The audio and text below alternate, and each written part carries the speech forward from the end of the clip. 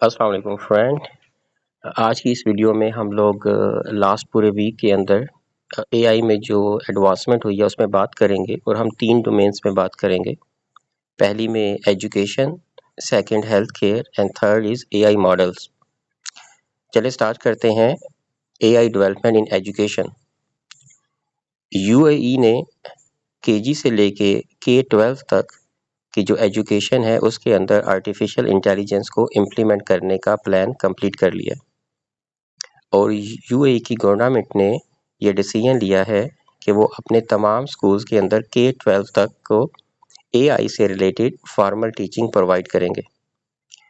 Same इसी तरह जो दिल्ली का स्कूल है उन्होंने भी प्लान किया है कि 8 मई से ऑनवर्ड उनकी 6 से लेके 10th क्लास तक का जो कैरिकुलम है उसके अंदर एआई को टीच किया जाएगा। जैसा कि पिछले वीक हम लोगों ने यही चीज़ देखी थी यूनाइटेड स्टेट में और चाइना में, उन्होंने भी अपने एजुकेशनल कैरिकुलम के अंदर एआई को इंटीग्रेट किया था।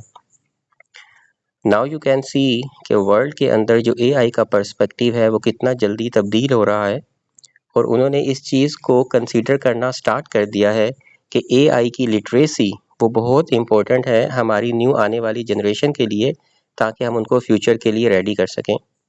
लेकिन यहाँ पर मेरा एक क्वेश्चन है कि under graduate and post graduate के स्टूडेंट्स, उनके लिए एआई के का कौन सा कैरिकुलम बनेगा या वो किस तरीके से एआई को यूटिलाइज कर सकते हैं। चले बढ़ते हैं अपनी सेकंड थीम की तरफ और वो है AI development in health care. It's very interesting news कि China launch first AI hospital with 14 AI doctors. China has inaugurated an AI hospital staffed by 14 doctors, making a significant advancement in integrating artificial intelligence. अब तक तो हम लोग सिर्फ बात कर रहे थे कि जो एआई है वो रिप्लेस करेगी वाइट कॉलर जॉब्स को, तो अब देखें कि चाइना ने अपना फर्स्ट हॉस्पिटल लॉन्च कर दिया है और इस हॉस्पिटल के अंदर पेशेंट की हिस्ट्री से लेके उसकी लैब्स, इंटरप्रिटेशन, ये सब एआई कर रही है। इसकी फर्दर डिटेल्स तो अभी सामने नहीं आई, लेकिन एक ट्वीट के अंदर उन्होंने सिर्फ यही बताया है कि न्यू एआई हॉस्पिटल बन चुका है चाइना के अंदर। It's very interesting and I think इसके ऊपर एक मुकम्मल डॉक्यूमेंट्री होनी चाहिए ताकि हम इसको देख सकें कि चाइना किस तरीके से इंटीग्रेट कर रहा है हेल्थ केयर के अंदर एआई को। सेकेंडली जो है वो AI tool open evidence sports clinical decision in primary cares. ये कंपनी है ओपन एविडेंस, तो उन्होंने प्राइमरी केयर के अंदर अपने टूल्स को, एआई के टूल्स को इंटीग्रेट किया है ताकि जो डायग्नोस्टिक एक्यूरेसी है और जो ट्रीटमेंट प्लान है वो टाइमली बेस पे मिल सके। और जो थर्ड न्यूज़ है वो है children with autism receive earlier treatment through AI automation. और उन्होंने ये क्लेम किया है कि ऑटिज्म एआई ऑटोमेशन की वजह से जो इनका प्रोसेस है ट्रीटमेंट का वो बहुत फास्ट हो गया है।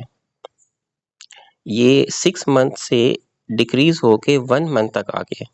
तो I think it's a very big achievement कि जो हम लोग बात करते थे कि एआई जो है वो टाइम एफिशिएंट है, तो अब उसने चीज़ों को प्रूव करना शुरू कर दिया है जैसे ही हमने उसको प्रैक्टिकल लाइफ में इंटीग्रेट किया है। चलिए अब चलते हैं अपनी थर्ड डोमेन की तरफ, that is news in AI model. तो चैट जीपीटी का जो एक बेस्ट मॉडल है 4o, उसमें उन्होंने कुछ अपडेट की थी और उस अपडेट के नतीजे में क्या हुआ कि जो रिस्पॉन्स आ रहे थे दे आर वेरी एग्रीएबल। तो इसकी वजह से काफ़ी ज़्यादा रिस्पॉन्सेस जो थे उनमें इश्यूज क्रिएट हुआ और ओपन एआई ने ये जो अपडेट की थी इसको वापस ले लिया और सैम अल्टमैन ने अपने ट्विटर में भी इस चीज़ को मेंशन किया था कि अभी हम जो अपडेट पहले की थी उन्होंने उसको रिवर्ट कर लिया है और अब उसके ऊपर फर्दर काम कर रहे हैं। और लास्टली जो क्लाउड एआई है उसने भी अपनी इंटीग्रेट किया है फर्दर चीज़ों के अंदर, ऐप्स और टूल के अंदर, ताकि जो प्रोडक्टिविटी है उसको इन्हेंस किया जाए। तो अगर समरी देखी जाए तो एजुकेशन के अंदर एआई को इंटीग्रेट करना शुरू कर दिया है ताकि फ्यूचर के बच्चों को तैयार किया जा सके और हॉस्पिटल के अंदर भी एआई को इंटीग्रेट करना शुरू कर दिया है ताकि उसका प्रैक्टिकल यूज़फुल केसेस देखे जा सकें।